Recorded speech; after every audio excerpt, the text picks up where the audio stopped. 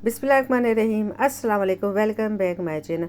आज मैं फिर आप लोगों के लिए इफ्तारी के लिए एक बहुत ही ज़बरदस्त सी रेसिपी लेकर आई। बहुत आसान सी रेसिपी है। इस रेसिपी को बना के आप रख लेंगे तो आपकी ज़िंदगी हो जाएगी आसान। जी हाँ, मैं बना रही हूँ पकौड़ा मिक्स।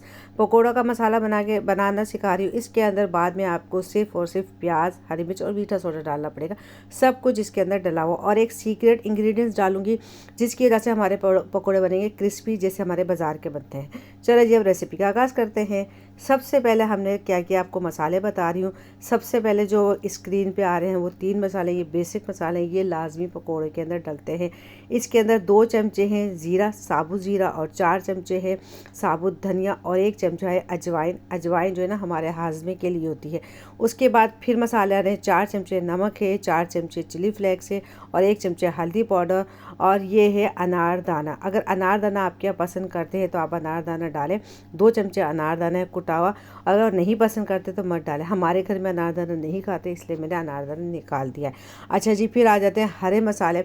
ये है हरा धनिया है, पुदीना है, और मेथी है। मेथी से भी एक ज़बरदस्त सा फ्लेवर आता है। अक्सर क्या होता है, बाज़ों का जब हम पकोड़े बनाते हैं तो ये हरा मसाला हमारे पास हो जाता है ख़त्म।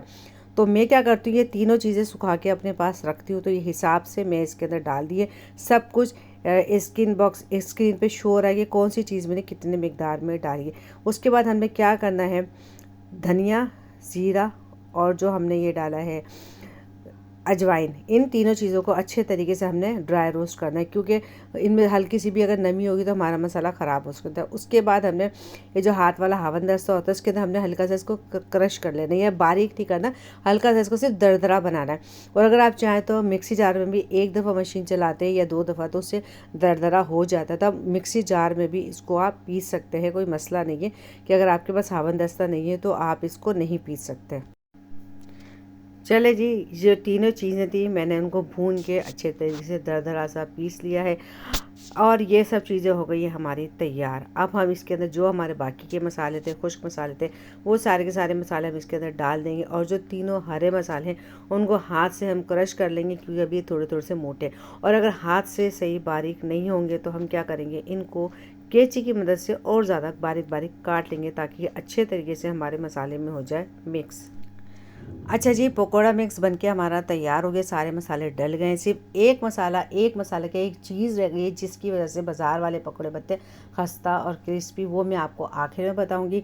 इस मसाले को आप काफ़ी दिन तक अपने पास सेव करके रख सकते हैं। और अगर आपके बहुत ज़्यादा पकोड़े खाए जाते हैं तो आप इस मसाले को डबल भी बना सकते हैं, 4 गुना भी ज़्यादा कर सकते हैं, ये आपकी मर्ज़ी के ऊपर है। हमारे यहाँ चूँकि बहुत ज़्यादा पकोड़े नहीं खाए जाते, हफ्ते में 1 या 2 दफ़ा खाए जाते हैं। बनाती हूँ मैं ये प्याज वाले पकोड़े, तो इस वजह से मैंने इतना मसाला बनाया।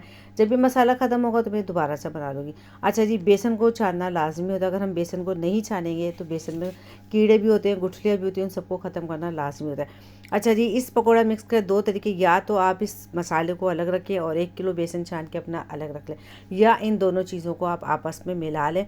और जितने आपको पकौड़े बनाने हैं उतना आपने पकौड़ा मिक्स निकाला, पानी डाला, प्याज डाला और मीठा सोडा डाला, और हमारे पकौड़े बनके तैयार हो जाएंगे। पकौड़ों की रेसिपी भी मेरे चैनल पे मौजूद है, मैं आपको दे दूँगी, उसका लिंक आप जाके ज़रूर देखिएगा। और जी, एक स्पेशल चीज़ है जिसकी वजह से बाज़ार के पकौड़े बनते हैं खस्ता और क्रिस्पी, वो इसके अंदर डालना है। अब मैं बताती हूँ वो क्या चीज़ है जिसकी वजह से बाज़ार के पकौड़े बनते हैं खस्ता और क्रिस्पी। जी हाँ, वो है कॉर्नफ्लोर।